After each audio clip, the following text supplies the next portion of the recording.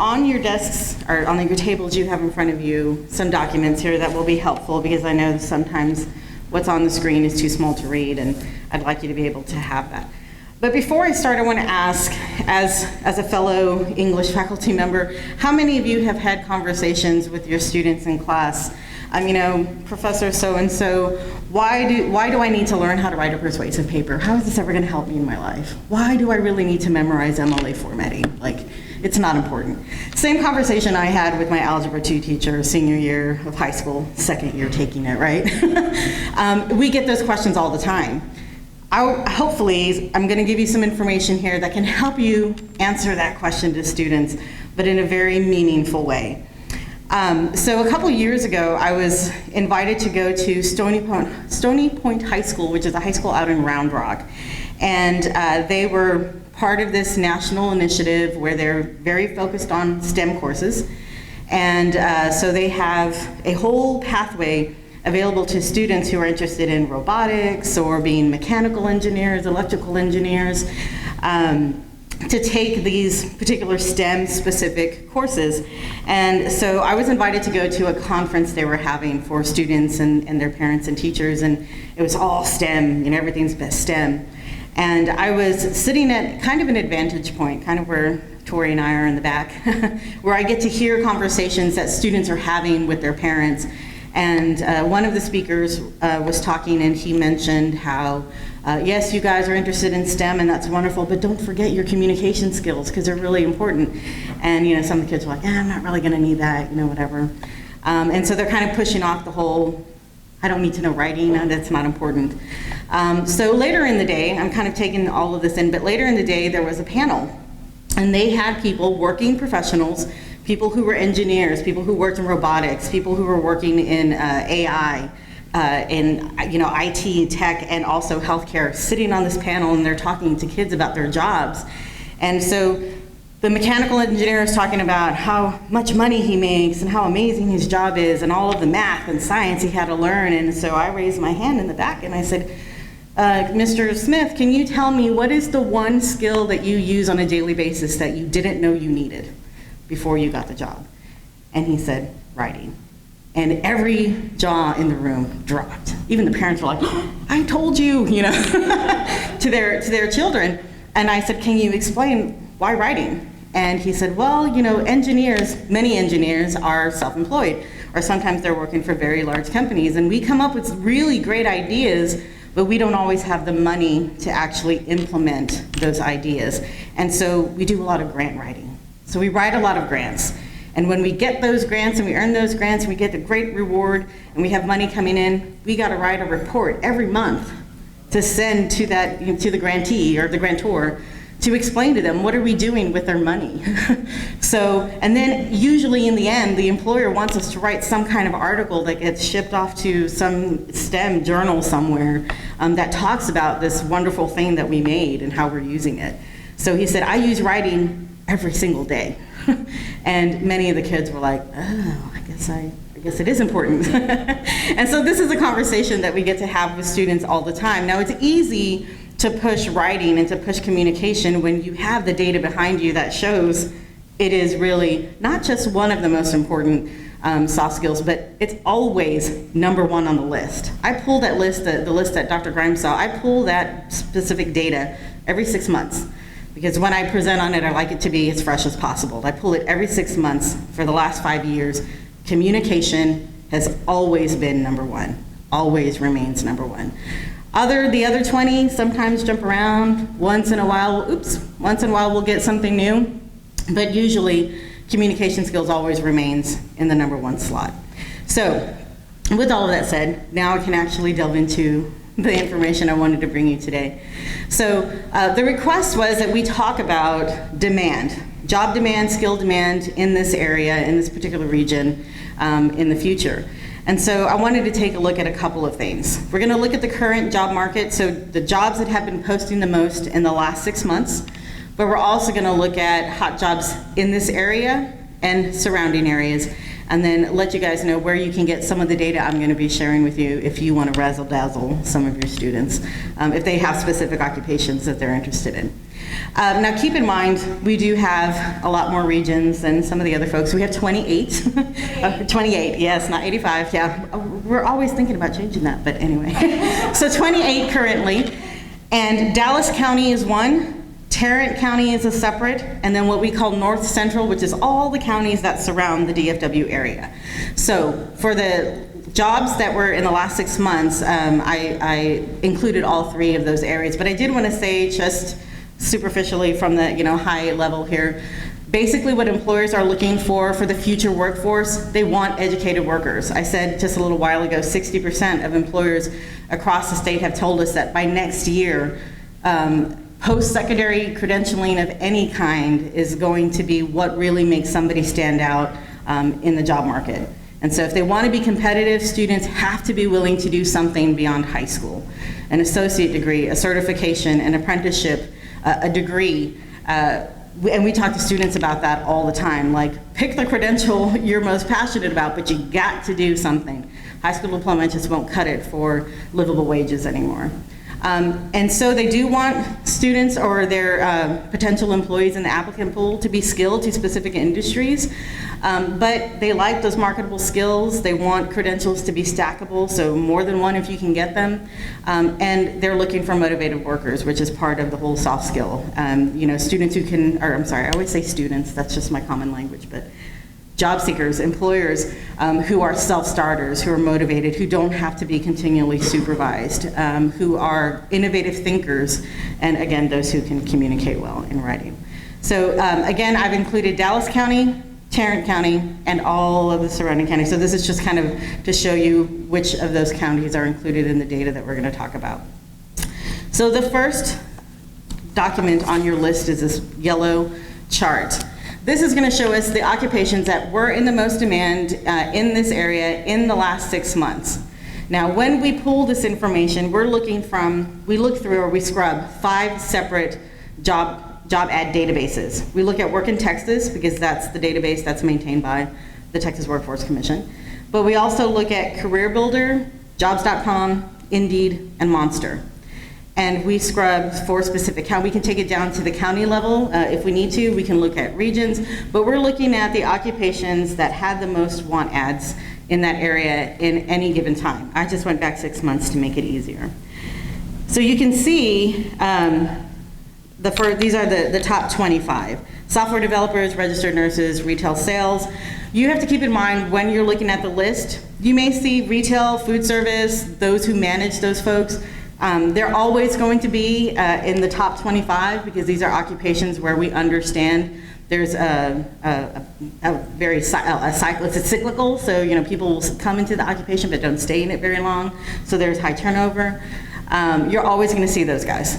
I like to say the golden nuggets are reading between the lines, finding the occupations that require specific skills, training, education, in order to get into them, because those are the jobs people will enter and will stay in for a while. Although Generation Z, those who we are currently educating and training for work, we understand, we expect them in the workforce of the future to be training or changing their jobs about every 6 years. 3 to 6 actually. Millennials now are doing it about every 5 to 7, but we expect Gen Z to be even more flexible in how often they change careers. So these are, again, those they'll sit in for a while, not forever, but they'll sit in for a while. The numbers are not set in stone, again, because we are scrubbing information from 5 separate databases. So if Seton Hospital or St. David's down the road is hiring 45 nurses and they put 1 job ad in each of those databases, it's going to count as 5, right? But if they're only hiring 1 nurse, and again they do those 5 database postings, it's also going to count as 5. So the numbers are not set in stone, but we like to say take the report into context. So if you look at line number 1 and you realize software developers had job ads posted over 29,000 times in a span of 6 months, that's a pretty good indicator that that occupation is in high demand in that area. Right? Are there any questions about this particular document? Okay. There's a couple of documents that are sitting behind it. These are what we call our projections data. Behind that, I separated it by region. I want you to look at this specific document here for Dallas, because that's what's showing up here. There are 3 graphs that I want you to pay attention to. One is this blue bar chart here on this document, and the other 2 are on the first document. So it's going to be the other blue bar chart and the red bar chart. That's really what we're going to be talking about here today. But I wanted to look first as industry as a whole. So a big sweep of just what is the demand for industries in these 3 areas. And you're going to see some of them are similar, but there are also some very specific differences within all 3 regions. So we're going to take a look at high growing industry demand in Dallas County, Tarrant County, and then the surrounding North Central. All right, so I brought lots of graphics with me too to make it nice and pretty when you're looking at it. So these are the top 10. You'll notice on the heading, anything that's yellow is Dallas County. There's like a slight pinkish orange, that's gonna be Tarrant County, and then a light green is gonna be North Central. So for Dallas, the top 10 growing industries, which is gonna be the tiny little blue chart on these documents here, so you have it in hand if you'd like to look at it. Highway, street, and bridge construction. Obviously this area has a lot of growth, huge population growth as well, so we have to keep up with infrastructure to make those people able to commute around, and the daily grind of commuting on, all the major highways in the state of Texas. The second industry is home health care services. So those folks who actually go into the homes of others to help take care of them, and all of those industries combined. And then there's outpatient care centers. So this could be, St. David's has, even if it's like an emergency room, I'm gonna walk in, I'm gonna get service, I'm gonna leave. So nobody sticks around for too long. Some of these also perform surgery within, so the occupations within the building range pretty dramatically. So those are outpatient areas. And then there's offices of other health practitioners. So those standalone, like emergency places, places where you go to get lab work done, things of that nature. And then there's educational support services, which is number 5. So maybe consulting companies that provide professional development, or any kind of office that provides professional development for teachers or training for teachers, things of that nature. Number 6 is continuing care assisted living facilities. So those facilities in which the people live there, that is their residence, their home residence, and they are cared for around the clock by personnel. Number 7, computer system design and related services. So those who are building the actual, the engineering, the hardware of computer system programs, or those who are building networks, things of that nature. And then number 8, offices of physicians. So standalone, your primary care physician, your family doctor, things of that nature. And number 9, support services specifically for businesses. So like management support services, training support services, guys who bring in supplies, things of that nature. And then number 10, management and technical consulting services. So those who are independent contractors, entrepreneurs, people who run their own business and consult out their services on just a project by project basis.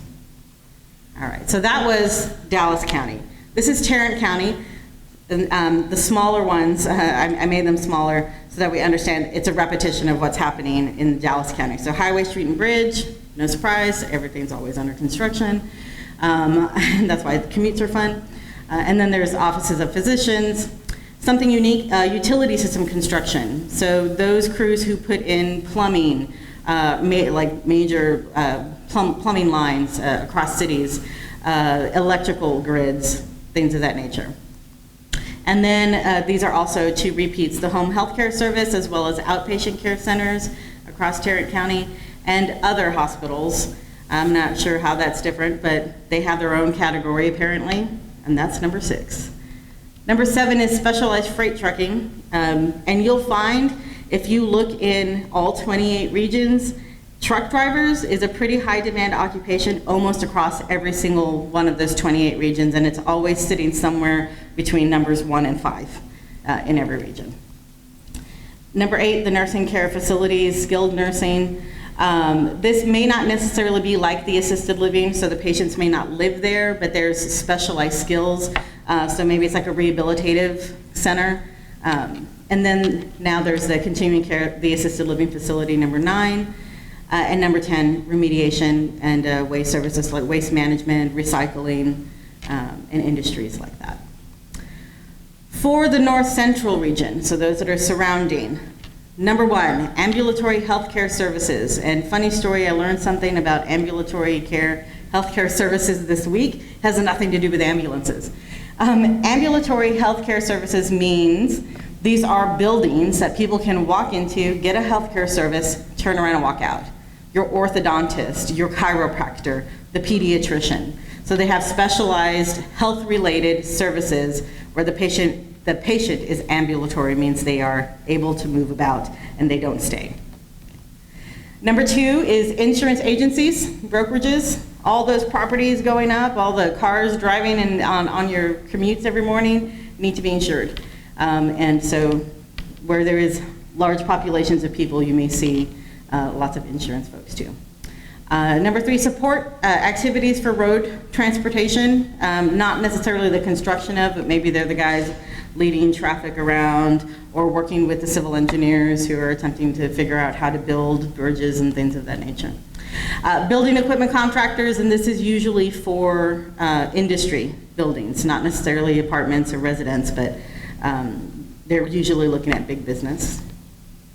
Restaurants and other eating places where there is a lot of population, people like to go out to eat. Nobody cooks at home anymore. And then number 6, leasers of real estate, right? So we got to get people into those apartment complexes and homes. And this is specific to leasers, is so people who work with folks in the community who choose to rent as opposed to buy. Number 7, motor vehicle and parts merchant wholesalers, so like your AutoZone or O'Reilly's, places where you can go and buy parts on your own. And then offices of real estate agents and brokers for those who are buying property. And this is both residential and commercial. Number 9, traveler accommodations. So there's lots of people who like to come visit the Dallas area. You guys have a lot of really cool things. And so there is lots of hospitality, tourism, business coming into this area. And then number 10, druggist, goods, merchant, wholesalers. So we're talking about pharmacies or places like CVS, Walgreens, and other businesses like that. Now I want to look at the actual occupation demand. So that was industries, so broad industries which house lots of different occupations. But there are those 2 different charts I wanted you to take a look at, the blue bar chart and the red bar chart. In my opinion, the blue bar chart is probably the most important for anybody working in the field of academics, because this is going to tell you which occupations will employ the most people in your region where an associate degree is a method of entry.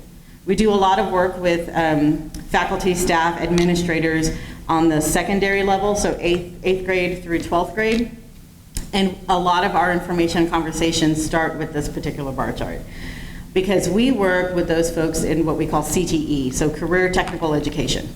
And we're showing them these are the occupations that will employ the most folks in your area where an associate degree is the method of entry into the occupation. So if the student starts their education here at the high school level in your CTE programs, we can funnel them right into post-secondary institutions in your area who are already providing degrees or programs of study that lead to these occupations, and then we help them. We're also the connectors. We help them build the bridge with those post-secondary institutions. If they don't already have programs that do this work, we help them identify the programs they need to start building in order to do that. And so we connect them with the folks that they need to, whether it's industry, whether it's employers, or the post-secondary institutions. So these will show you the top, I believe, 10 occupations. This is the Dallas County area. You have them all in front of you. Tarrant County as well, and then North Central Dallas. So I wanted those there for you so you could take a look at them to see whether the programs on your campuses are actually going to lead folks into these occupations that will be in high demand in your area. And 100% guarantee that you do. But I wanted to look at these specific charts a little bit more closely. And again, this is going to show fastest growing single occupations within your different areas. Now, we looked at Dallas County, again, Tarrant County, North Central County, but I made them nice, and I brought a lot of graphics for these as well. And here's the question to answer to students. So we're going to look at each of these occupations, and within them, you can see the information that sits to the right. What is the level of education that most folks in the occupation have? So this is just based on data. This is folks working as home healthcare aides have high school diploma and a certificate. You're also going to see the percentage at which we anticipate this occupation is going to be growing. So home health care aides is going to have demand of 42.74% across the state. I also like to include entry-level wages as well as experienced wages, because if students use any form of career assessment or exploration tools, including ours, usually the salary that's provided for consideration is the mean salary, so it's the average. I like to show students entry level, because I think that's a lot more realistic, and many folks aren't having that conversation with them, and they don't understand why, when they're looking on the job market, why am I only offered $17,000 a year to start when I'm supposed to be making around 21? I'm like, well, there's a difference between mean, entry, and experience, and so I like to show them those two. Again, this is the same kind of conversation that we have with high school kids. But the last item I included on here is to answer the question: what is the relevancy of writing skill for this particular occupation? In our tool, Texas Career Check, and I'll show you in a minute, you can go into any given occupation that has been identified in the state of Texas. We have over 1,100 of them, so trust me, if your students are interested in something, it's there. And you can check on, so we have what we call occupation summary reports, which tells you everything you ever wanted to know about any job. Of those items that you can choose from, you can look at skills, knowledge, and abilities. And so under skills, some of them have identified what level or how important is writing skills to this particular occupation, and you can see the percentage. Sometimes though, under knowledge, it will say English language knowledge skill. And English language knowledge skill doesn't mean proficiency in speaking. It also is very specific to looking at English structure, writing, and the rules of grammar. Okay? So every time you see that, just keep in mind all of those things are considered, because I've included either writing skill or writing knowledge, or English language knowledge in all of them. So home health aides are going to be using writing, it's important, at 62.4%. And then there's physical therapists. Now keep in mind the entry-level wage and the experienced wage. This is specific to Dallas County. Some of these may repeat in the other counties, and I'm going to show you the wage comparison, because there are differences to how much money you make in any occupation based on where you live. But for physical therapists, I like this one, oral expression relevancy, because your patients need to understand the commands in which you give them, so you have to be able to communicate effectively orally. Relevancy is 80%. All right. For physician assistants in Dallas, these are there. Notice there's a pretty huge gap between entry-level wages and experienced wages, because many times when you're starting in the industry, it's a residency, so you're not getting paid a full salary. Writing skill relevancy for physician assistants, 77.6%. You're writing people's medical history, so you have to be able to do that effectively. And then those personal care aides, the high demand, there's going to be lots of them. They need to have English language knowledge relevancy at 66.2%. And again, these wages are specific to Dallas County. For nurse practitioners, again, their entry-level wage looks a little bit better than the physician assistants. They're also in a residency, but they have, I believe, almost the same responsibilities, a little bit slightly different than those physician assistants. Their English language knowledge relevancy is 86%, and the reason why I did English language knowledge as opposed to writing is because nurse practitioners may not necessarily do a lot of writing. Their medical assistants may be doing a lot of the writing for the medical records, but they have to be able to communicate with folks, they have to be understood. And they have to have comprehension of understanding what's being said to them as well. So that's why I included that one. For physical therapists, writing relevancy is at 75%. These are their wages for the Dallas area. And the 31, all of the percentages as far as demand for the future, that's at the state level. So that's not just for Dallas County, but at the state level, this occupation is going to increase at almost 32%. For occupational therapists, writing relevancy, almost 78%, their salaries here in Dallas. And then for information security analysts, these are guys who are doing essentially cybersecurity. They need to be able to write at 70%, pretty good wages for them. Bachelor's degree is the average, is what most commonly these folks have, but we have been told that there are quite a few in the industry working with associate degrees as well. All right, and then medical assistants. So these are the folks who will actually take your blood pressure, do all the vitals when you go into your doctor's office. They need to have writing proficiency at 62.4%. And respiratory therapists, this is the number 10 in the Dallas area. Again, English language knowledge at 78%. Also, this is another very good occupation that requires only an associate degree as a method of entry. Pretty good wages there for an associate degree investment. All right, let's take a look at Tarrant County. So they also have medical assistants, personal care aides. So the wages up on top, those are the entry and experienced wages in Tarrant County, and then below that in yellow are the Dallas comparisons. So pretty close. Actually, those are exactly the same. Personal care aides, though, yeah, you're going to see slight differences there for wages. And again, the writing skills and proficiency are the same for the occupation. Home health care aides, see just slightly higher for pay in the Dallas area. This is one unique to Tarrant County, so helpers of production workers, so in manufacturing, essentially, probably you're gonna find a lot of these people. High school diploma is a method of entry to get into the job.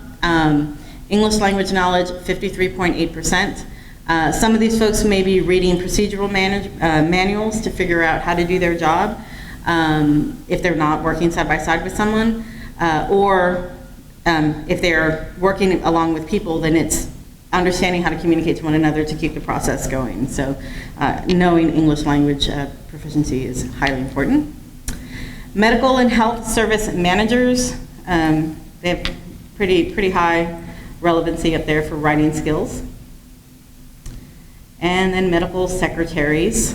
I believe medical secretaries is in demand in the surrounding areas as well. Operation research analysts, so usually working in big business. They're doing a lot of report writing. So their writing skill relevancy is at 62.5%. Again, physical therapists, that's going to show the difference in wages. You see there's more of a difference there between Tarrant and Dallas counties. And then cement masons and concrete finishers, again, lots of building, lots of things happening. As population grows, there's lots of building happening, and so there's lots of folks in here, and so their knowledge is also ranked high, again, because maybe they're following blueprints, maybe they're being able to communicate orally with their team, as well as their supervisors, so understanding how to effectively communicate orally is important. And then market research analysts and marketing specialists. So obviously marketing, public relations, you're going to be doing a lot of communication.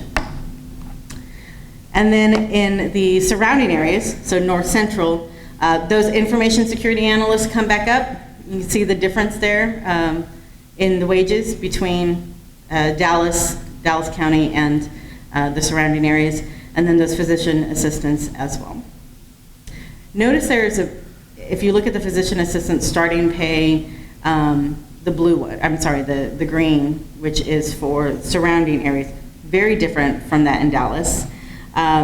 If Dallas has a lot more, let's say, hospitals or training facilities, they probably have a lot of people attempting to work for them or to train with them or to complete their residencies, and so they may have more of negotiating power in wages, so that's why that may happen.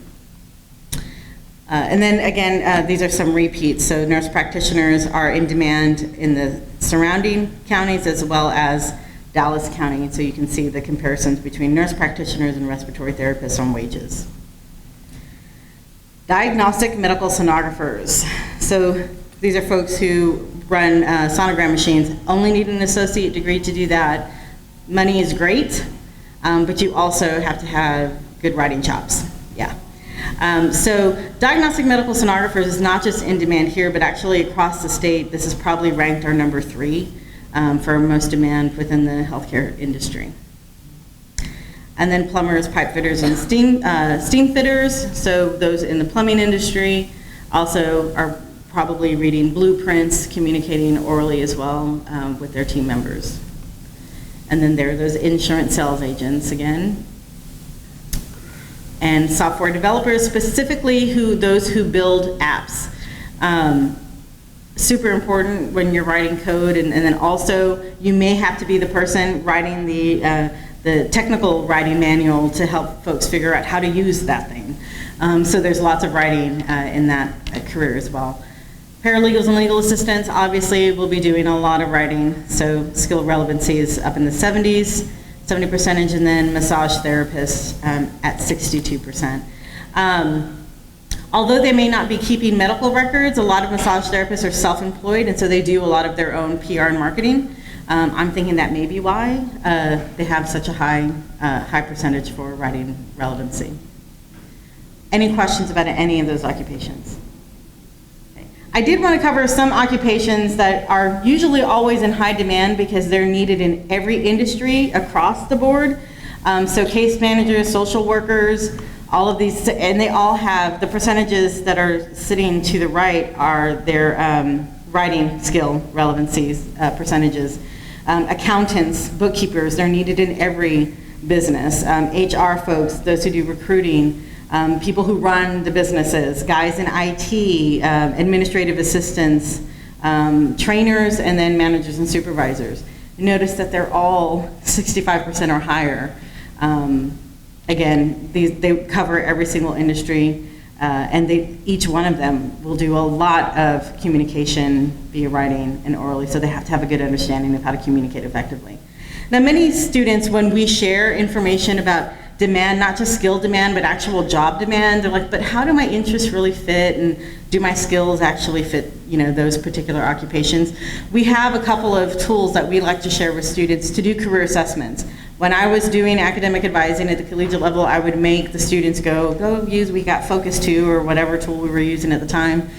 Go take the assessment that's in there, take a look at it, but go do these other ones too. And so we make a point when we go and we talk to high school students as well, is you have to take the time to do an assessment, and if you're going to take that time, do more than one.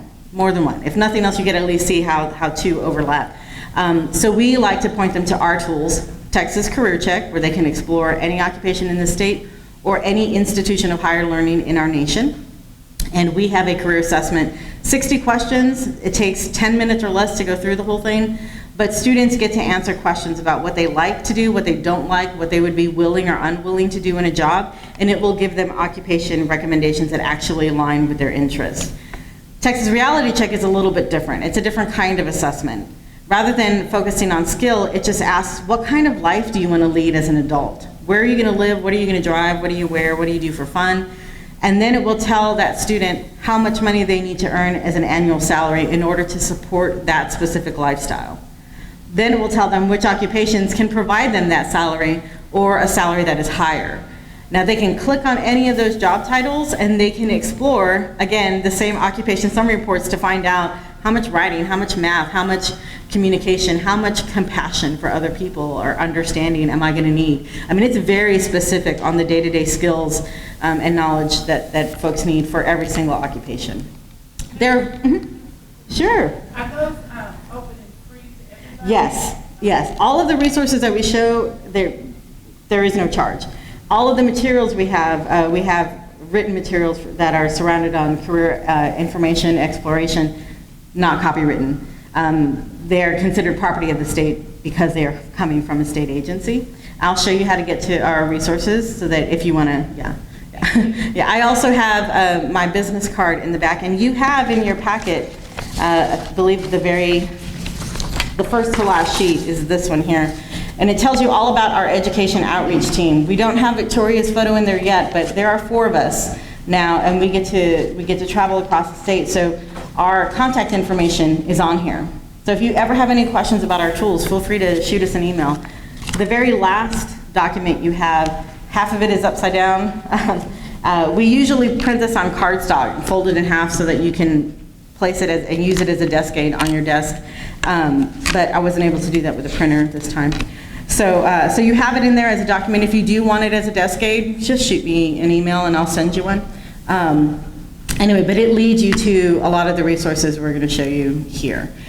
These are some other assessments, all free to use for students across the state. Texas Genuine comes from what used to be, well, Victoria College no longer has it, but TEA has that, as well as Texas Gear Up. My Next Move is national. It's connected to ONET.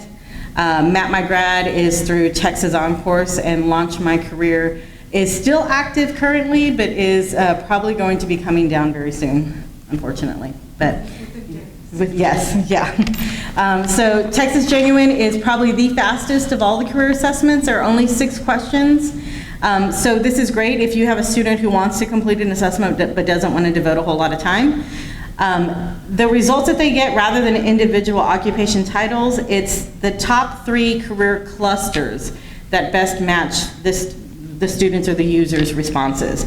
But then they can click on which clusters they're interested in, and then they can see all the occupations that lay under are aligned to that particular cluster. So that's great information. Texas Gear Up is good if you're working with a student who needs lots of visual stimulation to be engaged the whole time. Every question, and there are 12 of them, every question, all of the response options you have are photographs. So what do you like to do on the weekend? And they can click through all the photographs that they find interesting, and the results come back to them also highly graphic, very colorful, and it also leads them to specific occupations and lots of great information.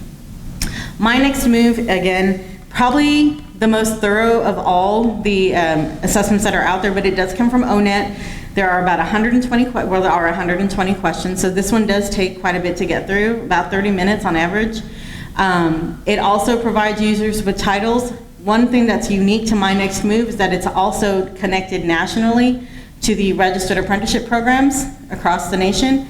So if a student gets, whatever occupation is on their list, and they're like, oh, that's kind of interesting, what's that? And they click on a job title, they get all the same great information that they can get in any other career assessment tool, but it will also tell them if there's a pathway available through apprenticeship. They also have an apprenticeship finder through My Next Move, so any user can go in, plug in a zip code, and hit Find Apprenticeships, and it will tell them all of the registered apprenticeship programs available within, I believe it's a 50-mile radius of that zip code. Now, the key there, I don't know if you heard me say it, registered apprenticeship is a little bit different than an apprenticeship program. Registered apprenticeship is an apprenticeship program that is registered with the U.S. National Department of Labor.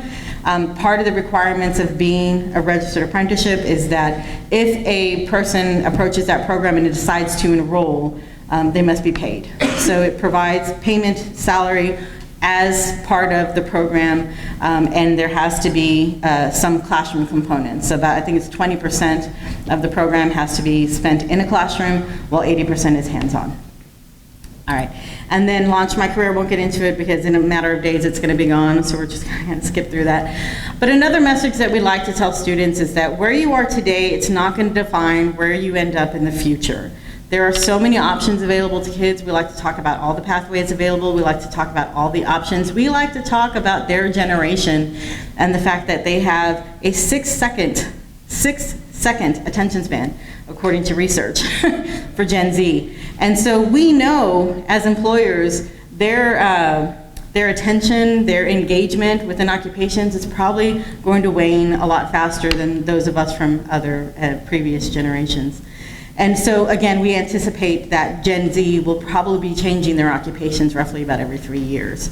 So what they're interested in right now may not be what you're interested in 10 to 15 years, so we talk about investing in lifelong learning.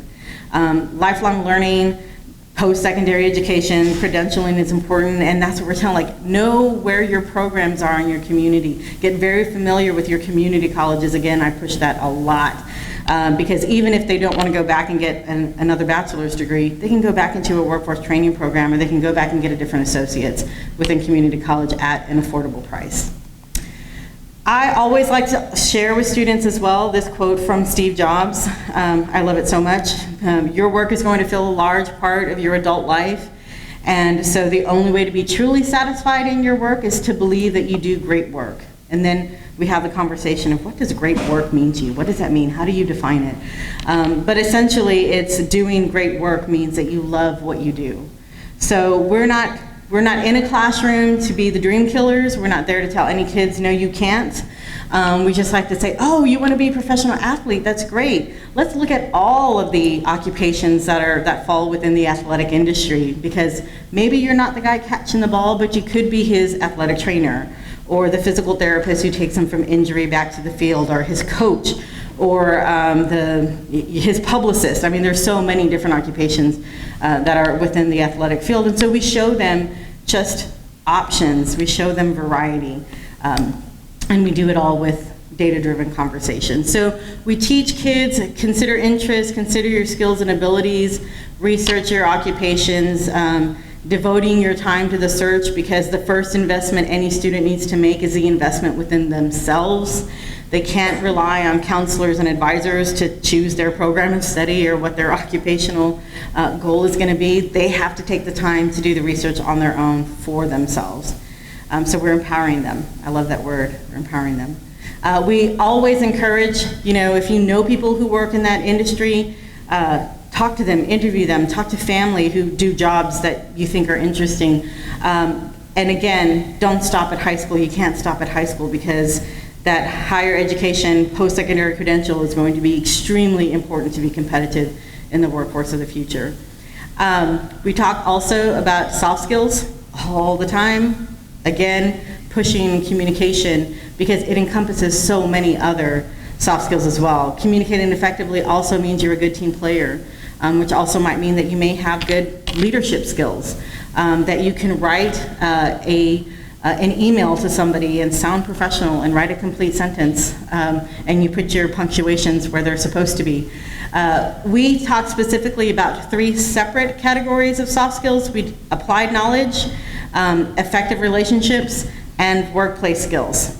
Workplace skills, punctuality, following instructions, getting to work on time, things of that nature. So what we've discovered from employers across the state, that in many cases, soft skills are almost more important than the technical skills that folks are learning, because it doesn't matter if you're the smartest person in the building. It doesn't matter how many skills and credentials you have stacked under your name.